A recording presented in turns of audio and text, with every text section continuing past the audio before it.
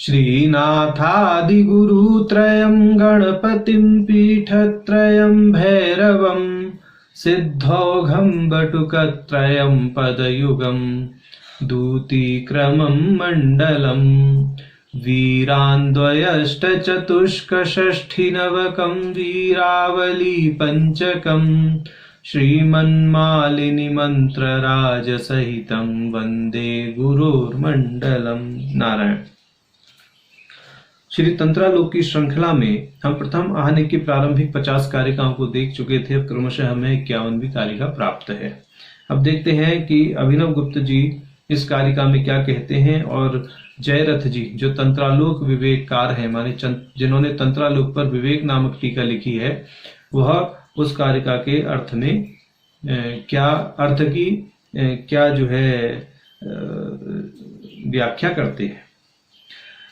तो अभिनव गुप्त जी कहते हैं 50वीं कारिका में उन्होंने ये कहा था कि जो बौद्ध अज्ञान होता है, उस बौद्ध अज्ञान का नाश होने पर जब वह निवृत्त हो जाता है बौद्ध अज्ञान, तो विकल्प का भी उन्मूलन हो जाता है, विकल्प भी विनिष्ट हो जाता है और जीवन मुक्ति की प्राप्ति होती है। तो ये कह रहे हैं कि ऐसा जो कथन हमने 50वीं कारिका में कहा है वो हमारा मनगढ़ंत नहीं है, वो हमारा जो है काल्पनिक कोई कथन नहीं है, ऐसा श्रीमत निशाटन शास्त्र में कहा गया है। अब वो 51वीं कारिका में निशाटन शास्त्र की उक्ति को ही प्रमाण के रूप में उद्धृत करते हुए अपनी बात को कहते हैं। तो कहते हैं विकल्प युक्त चित्तस्तु पिंड पाता शिवम व्रजेत इतरस्तु तदैवेति शास्त्रस्यात्र प्रधानतः।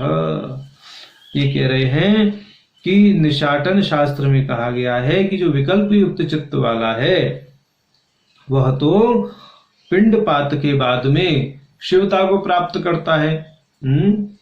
माने विदेह मुक्ति तो विकल्प युक्त लोगों की भी हो जाती है, कहने का अर्थ ये है। और ये कह रहे इतरस्तु तदेवेति शास्त्रस्यात्र प्रधानतः। और जो इससे इतर है, यानी जो विकल्प युक्त चित्त वाले से इतर माने निर्विकल्प चित्त वाला है, वह तो उसी समय अर्थात देह रहते हुए भी शिवत्व को प्राप्त करता है, क्योंकि यह विषय इस शास्त्र में प्रधान है। श्री निशाटन शास्त्र में जो बताया गया है वो यही विषय बताया गया है, ऐसा ये कह रहे हैं। अब भाष्यकार जी 51वीं कारिका का अर्थ जब स्पष्ट करते हैं तो वह यहाँ निशाटन शास्त्र की उक्ति को उद्धृत कर रहे हैं। वो कह रहे हैं कि निशाटन शास्त्र में जो कहा गया है उसको हम यहाँ पर उद्धृत कर देते हैं, जिससे अभिनव गुप्त जी का जो वचन है वह प्रमाणित हो जाता है। तो कहते हैं कि इतर इति निर्विकल्प, इस कारिका में इतर पद का अर्थ निर्विकल्प लेना चाहिए। तदैव इति देह सद्भाव इत्यर्थः, और जो तदैव पद है इतरस्तु तदैवेति, इस दृष्टि से जो पद कहा गया है इसमें तदैव का अर्थ देह का सद्भाव रहते हुए ही ये लेना चाहिए। अब कहते हैं यदुक्तम तत्रैव, और श्रीमत निशाटन शास्त्र में ऐसा कहा गया है विकल्प युक्त चित्तस्तु पिंडपाताक शिवम व्रजेत। ये तो अर्धकारिका जो होगी तो अभिनव गुप्त जी ने भी श्रीमत निशाटन शास्त्र से ही ली है।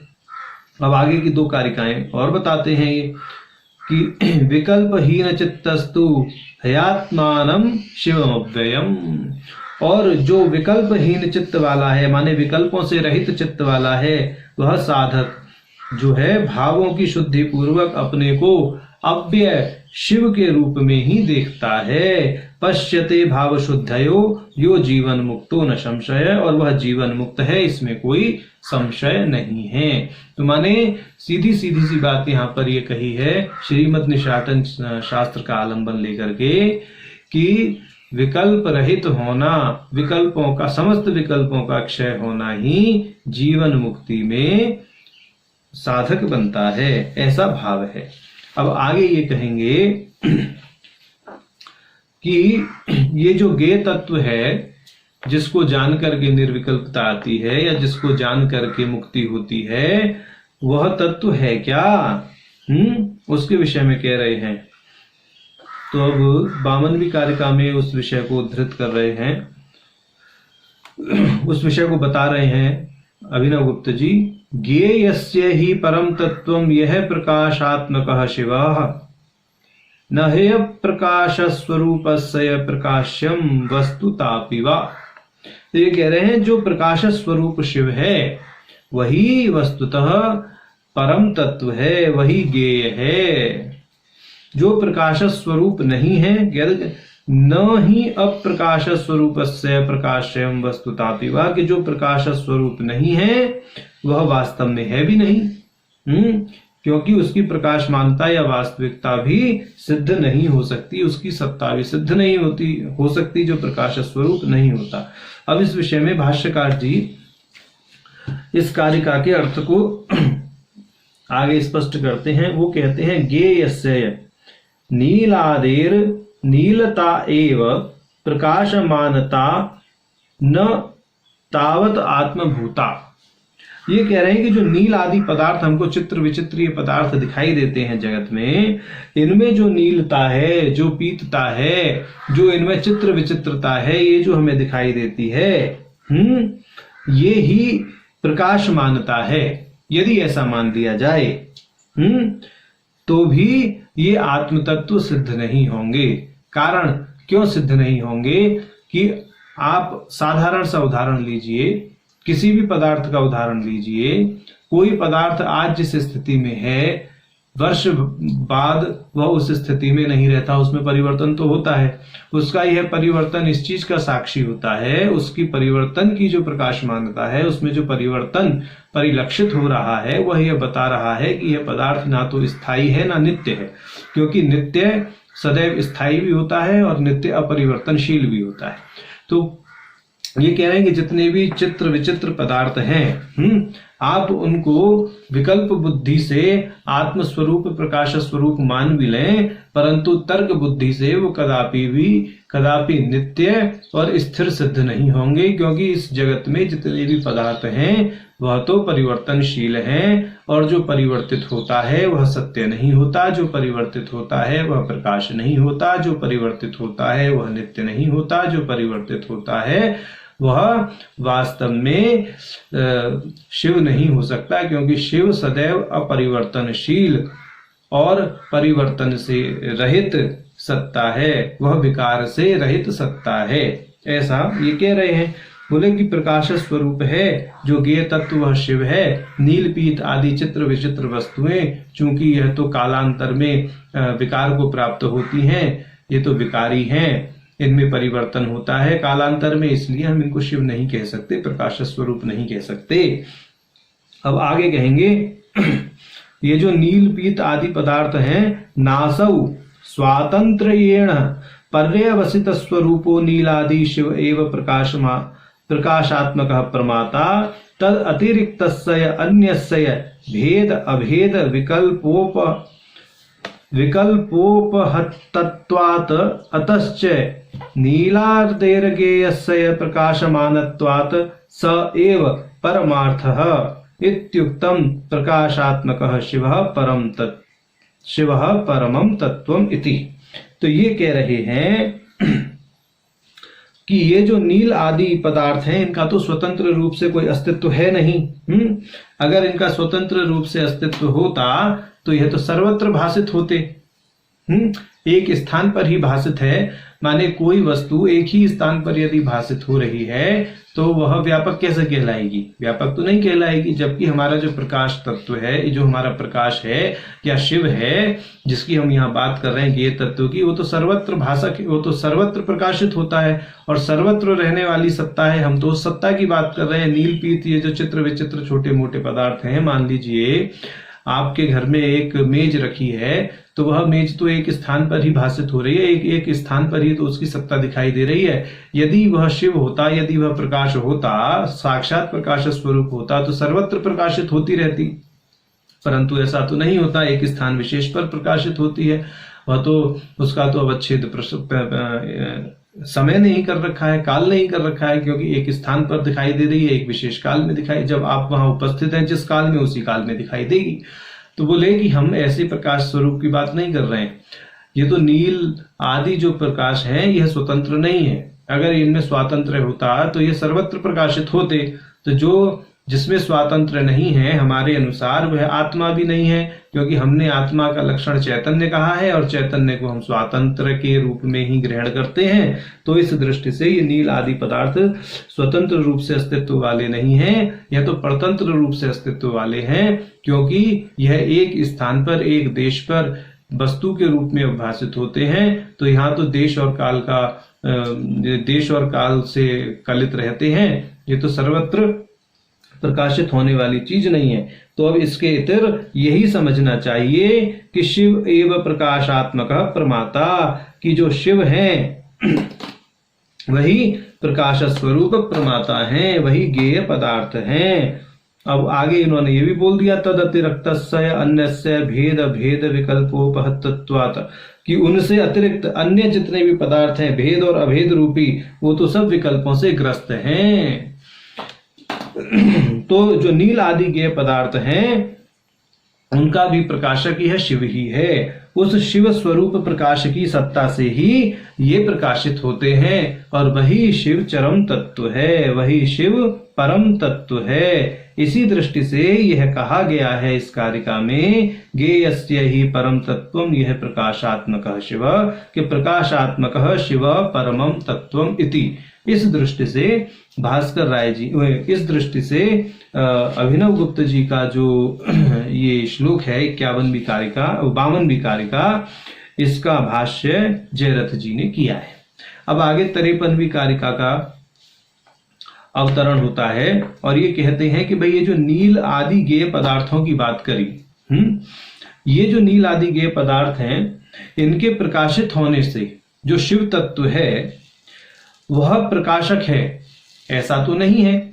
माने उनके भाव का प्रकाशक है, आप ऐसा कह रहे हैं, ठीक है। तो उन वस्तुओं का कभी अभाव भी तो होता है, तो उस अभाव का प्रकाशक कौन है? माने घट आदि कोई पदार्थ है, अभी हमारे सामने पुस्तक रखी है, इसके भाव का प्रकाशक तो शिव है, ठीक। परंतु जब यह पुस्तक नहीं है तो हमें ये भी ज्ञान होता है कि यह पुस्तक यहाँ नहीं है, तो उसके अभाव का प्रकाशक कौन है? तो अब इस बात को वो आगे कह रहे हैं कि अवस्तुतापि भावानां चमत्कार एक गोचरा यत कुंडय सदृशी नेयम धीरवस्वेतद्यपि,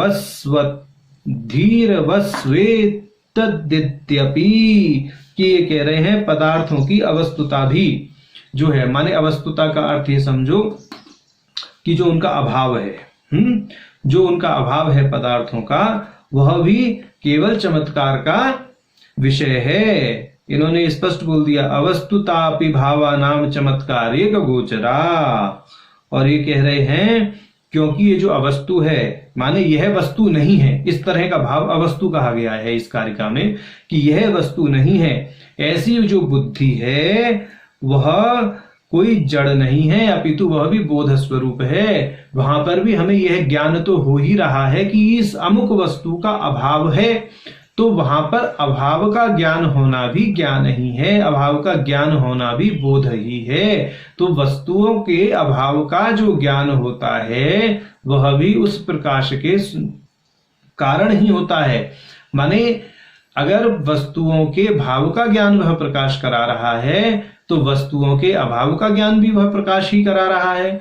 यदि भावात्मक वह प्रकाश है तो अभावात्मक भी वही प्रकाश है। तो भाव अभावात्मक उभय रूप जिस प्रकाश की बात हम कर रहे हैं वही शिव है, माने उसका कभी अभाव नहीं होगा। यदि आप उसको भाव रूप मानेंगे और अभाव रूप नहीं मानेंगे तो किसी वस्तु के अवस्तुता की दृष्टि से, माने उसके दृश्यमान न होने की दृष्टि से, तो हम किसके आधार पर उसके अभाव को माने संतुष्ट करेंगे? तो यदि हम किसी वस्तु को भाव रूप मान रहे हैं, शिव रूप मान रहे हैं, उस किसी वस्तु के भाव को शिव रूप मान रहे हैं, तो उसके अभाव को भी शिव रूप ही मानना पड़ेगा। अगर उसके अभाव को शिव रूप नहीं मानेंगे तो हमारा शिव एक पक्ष में ही सत्य सिद्ध होगा, दूसरे पक्ष में सत्य सिद्ध नहीं होगा। जबकि हमारे शिव की तो सत्ता सर्वत्र है, उसका स्वातंत्र है, उसके स्वातंत्र से भाव भी है, उसके स्वातंत्र से अभाव भी है। तो इस दृष्टि से ये कह रहे हैं कि वस्तुओं का जो अभाव रूपी बोध होता है कि यह अमुक वस्तु यहाँ नहीं है या यह अमुक वस्तु अब नहीं है, ठीक, तो इस दृष्टि का जो अभाव है वह अभाव भी शिव स्वरूप है और वह भी प्रकाश मानना ही चाहिए। उस प्रकाश की प्रकाशमानता से ही, उस प्रकाश की मरीचियों से ही यह बोध उत्पन्न होता है कि अमुक वस्तु का अभाव है, ऐसा ही कह रहे हैं। ठीक, अब आगे 54वीं कारिका में कहेंगे कि ये जो प्रकाश है, जिस प्रकाश की आप बात करे जा रहे हैं, ठीक, अच्छा, यहां तक कि इसमें एक बात और एक पंक्ति हमने छोड़ दी, उसको कवर कर लेते हैं कि यहाँ भाष्यकार जी उद्धृत कर रहे हैं, अबोधेपि बुद्धिमानो बोधात्म भूत ईश्वर एव, कि अबोध का भी जो ज्ञान होता है, माने अबोध का भी, अभाव का भी जो ज्ञान हो रहा है, तो चूंकि उसका ज्ञान हो रहा है तो वहां पर भी जो अभाव रूपी बोध है वह बोध भी ईश्वर स्वरूप ही है, ऐसा ये कह रहे हैं। तो अब आगे की कारिका का अवतरण करते हैं। आगे की कारिका के लिए भूमिका दे रहे हैं भाष्यकार जी कि किस लिए इन्होंने आगे की कारिका कही। तो ये कह रहे हैं, प्रकाश के सिद्ध होने पर भी भाव अभाव रूप ज्ञेय प्रकाश रूप परमार्थ सिद्ध होते हैं। जितने भी ज्ञेय पदार्थ हैं, चाहे वो भाव रूप हैं या अभाव रूप हैं, वो सभी प्रकाश स्वरूप परमार्थ सिद्ध होते हैं, माने शिव स्वरूप ही सिद्ध होते हैं। किंतु वह जो प्रकाश है, जिस शिव की बात आप कर रहे हैं, वह प्रकाश ही किस प्रमाण से सिद्ध होगा। अब उसके लिए कह रहे हैं कि भाई ये बताइए कि वह किस प्रमाण से सिद्ध होगा। तो अभी कह रहे हैं कि प्रकाशो नाम यश्चायं सर्वत्रैव प्रकाशते अपहन वनीयत्वात् किम तस्मान्मान कल्पनैहि। तो अब ये कह रहे हैं प्रकाश तो वही है जो सर्वत्र प्रकाशित होता है, क्योंकि वह अस्वीकार करने योग्य नहीं है। आप प्रकाश को कभी अस्वीकार नहीं कर सकते। आप कभी यह स्वीकार नहीं कर सकते कि मैं नहीं हूं, मैं हूं। ऐसा भान तो सर्वत्र होता ही रहता है ना। कोई भी काल हो, माने स्वप्न की दशा ही क्यों ना हो, तो भी मैं हूं ऐसा भान तो नष्ट नहीं होता। स्वप्न भी जब देखते हैं तो वहां भी अहम की सत्ता तो रहती है, ठीक।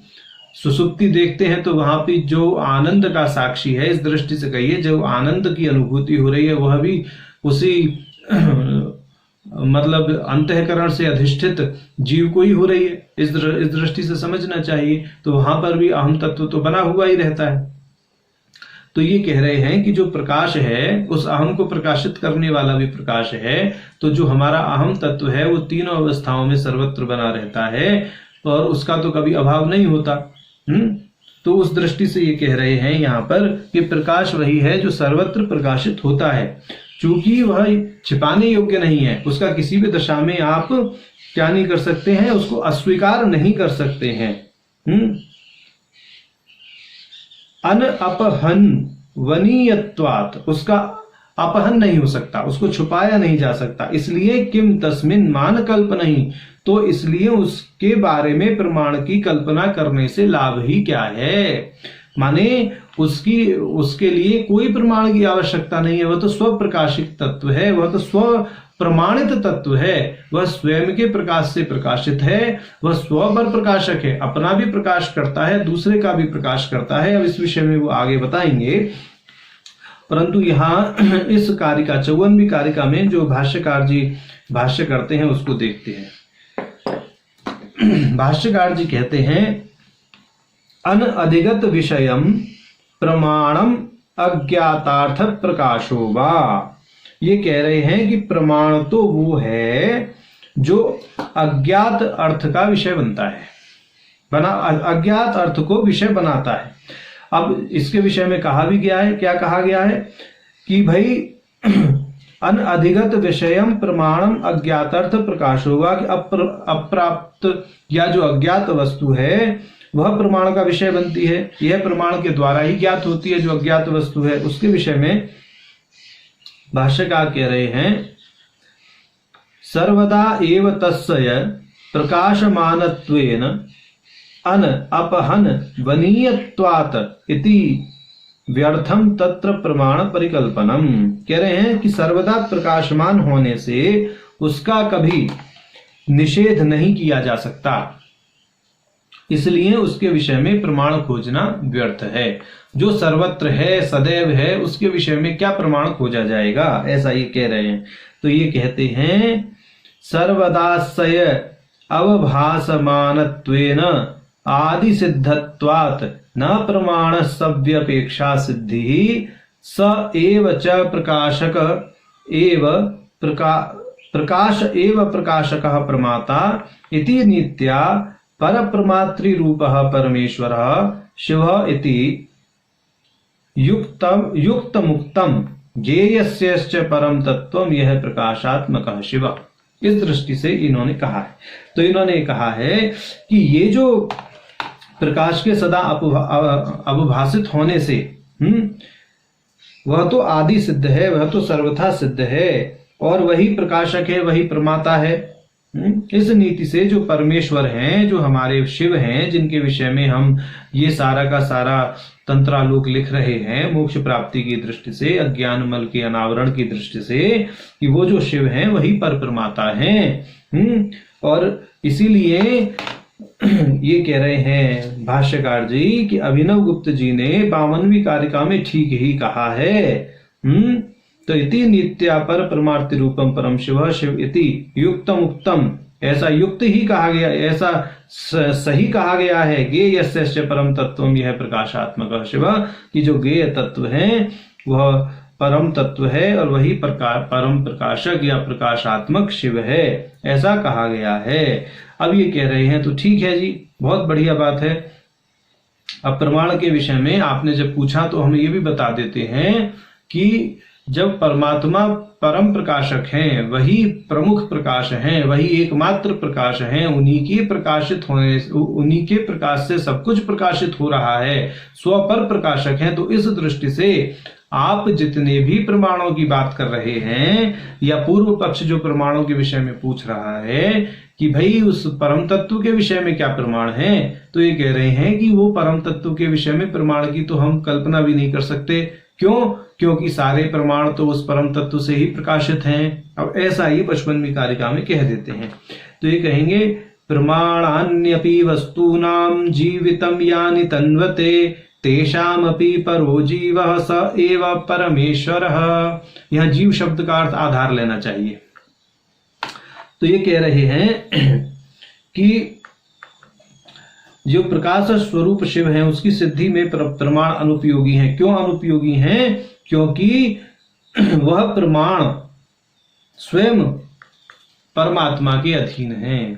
आप जिस परमात्मा की सिद्धि के लिए प्रमाणों की बात कर रहे हैं, उन प्रमाणों की सिद्धि तो स्वयं उस स्वप्रकाश तत्व परम प्रकाश स्वरूप शिव के अधीन है। तो कहते हैं कि जो लोग प्रमाणों को वस्तुओं का आधार मानते हैं, माने किसी वस्तु की सिद्धि में प्रमाण को आधार मानते हैं, तो ये कह रहे हैं उन प्रमाणों का भी एक विमर्शात्मक जो प्रकाश है वही आधार बनता है और वही परमेश्वर है। माने सभी प्रमाण उसी परमेश्वर से प्रकाशित हैं, सभी प्रमाण उसी परमेश्वर के प्रकाश में अभिव्यक्त होते हैं।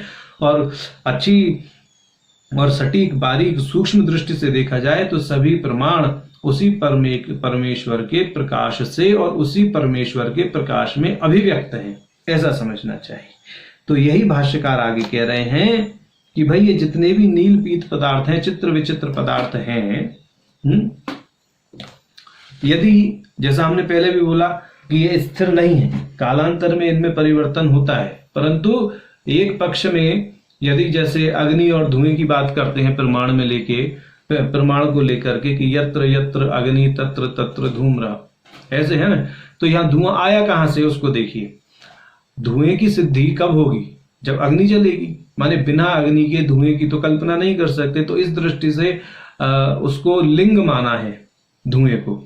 तो यहाँ पर हम कहते हैं कि भाई परमात्मा के प्रति हम किसी वस्तु को चिन्ह मान करके, लिंग मान करके अनुमान तो कर सकते हैं कि ऐसी कोई वस्तु दिखाओ तो सही जो परमात्मा के समान नित्य हो।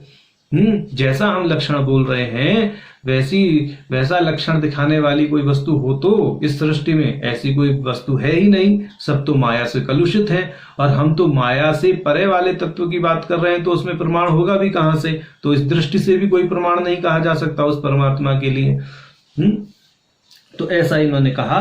भाष्यकार जी की बात को हम संक्षेप में 2-3 पंक्ति में बता देते हैं, क्योंकि ग्रंथ बहुत बड़ा है।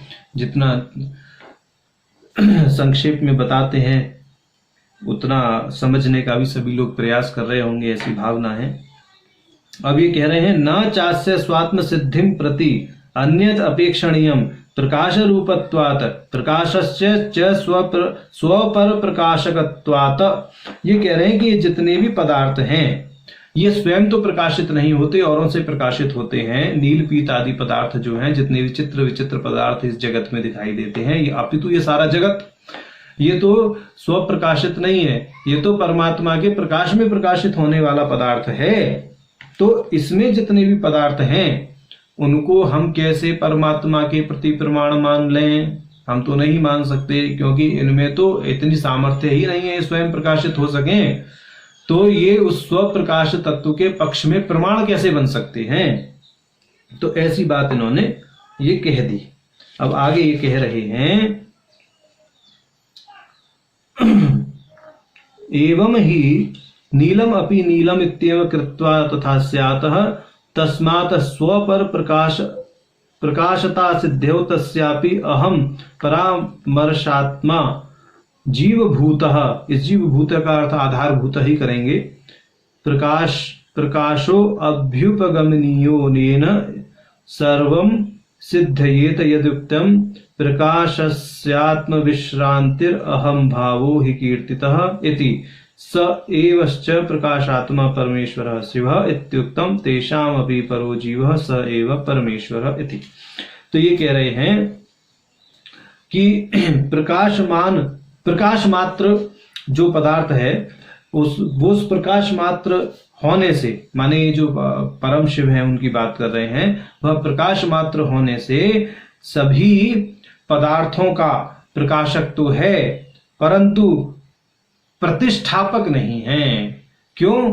क्योंकि प्रकाश में जब तक विमर्श नहीं होगा तब तक वह दूसरे पदार्थों का प्रतिष्ठापक नहीं होगा। तो हम यहाँ पर अब हमारा जो स्वप्रकाश तत्व है वह प्रकाश स्वरूप होते हुए भी विमर्श स्वभाव वाला है, ऐसा हम मानते हैं। तो जब हम अपने, ये तांत्रिकों का मत है, सावधान होकर के सुने, कि हम अपने परम तत्व को प्रकाश स्वरूप के साथ, माने सभी पदार्थों का प्रकाशक होने के साथ साथ उसमें विमर्शात्मक नैसर्गिक स्वभाव होने के कारण उसको सभी पदार्थों का प्रतिष्ठापक भी मानते हैं, ऐसा ये कह रहे हैं। तो ये ऐसा इन्होंने ये भी बोल दिया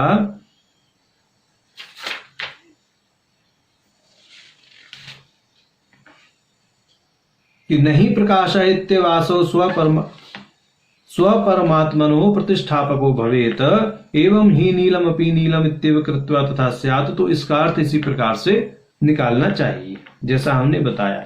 माने जो प्रकाश तत्व है, जो स्वयं प्रकाश तत्व है, चूंकि विमर्श उसका स्वभाव है, प्रकाश का नैसर्गिक स्वभाव विमर्श होता है, फैलना उसका स्वभाव होता है। यदि प्रकाश एक स्थान पर ही रहे और वो उसमें विमर्श ना हो, माने वो सर्वत्र ना फैले, तो बाकी वस्तुओं को कैसे वो प्रकाशित करेगा? ठीक है, तो अन्य वस्तुओं की प्रतिष्ठा भी नहीं कर पाएगा। तो प्रकाशन की क्रिया तो उसके सन्निकट जो वस्तु आएगी उसी के लिए हो पाएगी, जबकि प्रकाश स्वभावतः क्या है, वह सर्वत्र फैलने वाला है, वो फैल करके सबको प्रकाशित करता है। तो जो फैलना है यही उसका विमर्श कहलाता है, यह उसका नैसर्गिक स्वभाव है, यही उसकी शक्ति है। माने प्रकाश यदि शिव है तो उसका विमर्श उसकी शक्ति है। तो उस शक्ति के माध्यम से वह समस्त पदार्थों की प्रतिष्ठा भी करता है और प्रकाशन भी करता है, ऐसा ही कह रहे हैं। अब आगे कह रहे हैं, प्रकाश ही अपने में विश्रांति, प्रकाश की अपने में ही विश्रांति अहम स्वभाव है। प्रकाशस्य आत्म विश्रांति अहम भावो ही कीर्तितः। और यह प्रकाश जब अपने में ही विश्रांत रहता है, अपने में ही विश्रांत माने एकमात्र अपनी प्रकाश स्वरूपता का जब अनुभव हो जाता है साधकों को, तो वही उनका अकृत्रिम अहम भाव कहलाता है। यानी बाकी जो अहम है, देह के प्रति अहम बुद्धि या अपनों के प्रति ममत्व बुद्धि, ये तो सारे के सारे भाव विकल्प युक्त हैं। जब निर्विकल्प भाव है तब अकृत्रिम अहम होता है, और जब निर्विकल्प विकल्प युक्त भाव होता है, यानी निर्विकल्प से इतर विकल्प युक्त भाव होता है, तब कृत्रिम अहम होता है। माने मैं हूं, माने मैं अपने लिए बोलता हूं कि मैं ऐसा कर रहा हूं, तो इस दृष्टि से यहां पर मेरा कृत्रिम अहम बोलता है। जब स्वात्म तत्व का अनुभव हो गया तो उस दृष्टि से मैं हूं, माने अपनी परम चेतना को ही लक्ष्य करके मैं हूं, इस प्रकार का जब वाक्य कहा जाता है तो यहां पर मैं जो है वो अकृत्रिम अहम है। तो इस दृष्टि से कह रहे हैं कि जब अपनी प्रकाश स्वरूपता का भान हो जाए तो अकृत्रिम अहम भाव ही शेष बचता है। तो वो जो अकृत्रिम अहम है वही वास्तव में प्रकाश स्वरूप है, वही समस्त जगत का उद्भासक है, समस्त प्रमाणों का उद्भासक है। उसकी सिद्धि किसी प्रमाण के अधीन नहीं है, अपितु समस्त प्रमाण उसके अधीन है, समस्त प्रमाणों का प्रकाशन उसके अधीन है। इस दृष्टि से हमने आज तंत्रालोक की 51 से 55वीं कारिका का विवेचन किया। नारायण।